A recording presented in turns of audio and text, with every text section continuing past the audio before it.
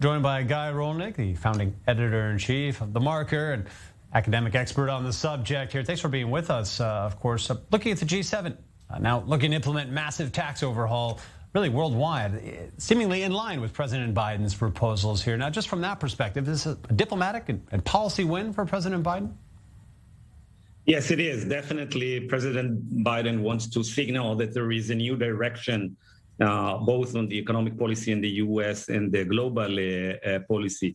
We have to notice that there are two issues here that are often intermingled and conflated.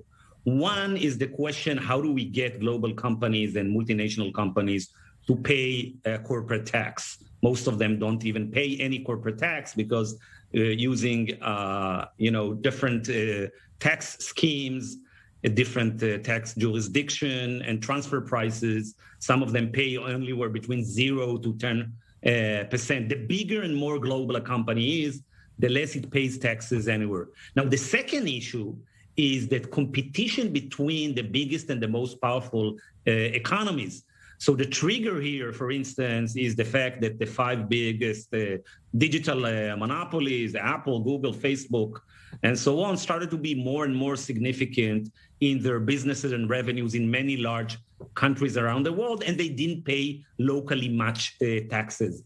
So the French government, for instance, said, well, you know what, Facebook, Google, and Apple are making billions of dollars in our country, and they are now competing and sometimes destroying local businesses, and they avoid any meaningful taxes.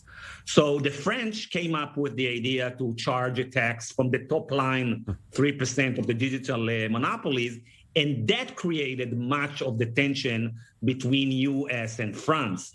Now, the goal of the minimum corporate tax and taxing companies according to where business is done and not where the companies are registered is to avoid the race to the bottom of corporate tax and to avoid this tax war between US companies and the rest of the world. Now, the OECD has been calling for a global tax reform by a tax coordination for years. But the US, that enjoyed the explosive growth of the tech monopolies, was not interested. Now, going back to your initial question, two things happened. Number one is that European countries like France decided to move and tax locally the US giants. And number two, there is a growing pressure from the progressive wing of the Democratic Party on Joe Biden to increase the taxes generally on the rich and the powerful and big corporations. And hence, the US, Janet Yellen, is now joining the OECD initiative.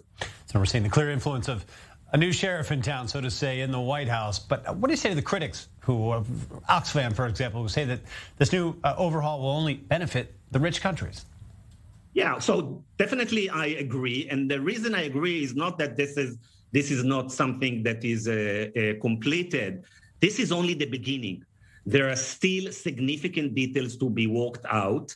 And I don't know how the new rules will be applied eventually. First, for a real reform, as we heard from the Oxfam people, you need many more countries to join. You need the support of the group of the 20 leading economies, the G20. That includes, by the way, China and India, and many other developing economies. Altogether, you need the backing of 135 countries and that have been negotiating the new rules. Secondly, as we've seen, we've heard that some of the biggest companies in the world are sort of supporting the new agreement. And the question is, what's going to happen with the lobbyists of the big monopolies when they start like a trenches war to delete and to tweak the rules? So we're going to have new loopholes. I believe that it will take at least 1 or 2 years until we can look at the financial statements of the largest multinational companies, the global companies, and the big tech, and see if their tax still has really gone up dramatically, or was it actually more a political game to appease the pressure from the progressive wing that is nibbling at the heels of Joe Biden, and the pressure from the multinational companies that don't like the local initiatives in Europe that they want to take tax from their top line. So the next step is going to be next month, when the treasury chiefs of the G20 are due to meet in Venice, I believe, in July 9th and 10th. But I will say that although it's going to take a while, the reason that the OECD leadership is optimistic is that this decision will give some momentum to the coming discussion. But as you said, it's a long way until we can say that we have an agreement ensuring that multinational companies pay their fair share of taxes. I want to get your thoughts on this. It's seemingly as the world is reconvening after the pandemic year that was here. You're mentioning a lot of this coming on based on domestic political changes, pressures, but how much of this is now the world beginning to shift a little post-COVID now, changing of world policies? Is that a factor?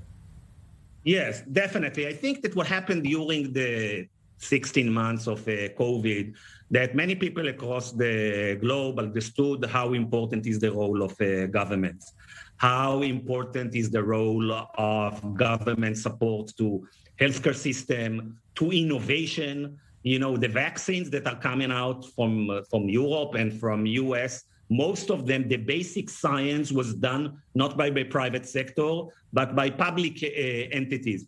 And people seem to more appreciate better the huge role that governments and collective action has to the health of our society.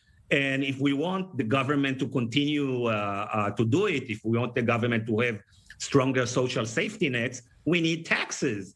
And, if you look at where taxes are coming in the last 20 or 30 years, you see that all over the world, the share of taxes coming from the ultra rich and the largest corporation is diminishing. So definitely COVID-19 gives a backwind to these efforts. And of course, there is the change in regime in the United States. Now you have Joe Biden that is much more influenced by the progressive wing of the Democratic Party. And many of those progressive ideas that have been percolating on the left for now 5, 6, 7 years are now brought to fruition. Thank you very much, Guy Rolnick, here for all the insight on the global shifts. Thank you for having me.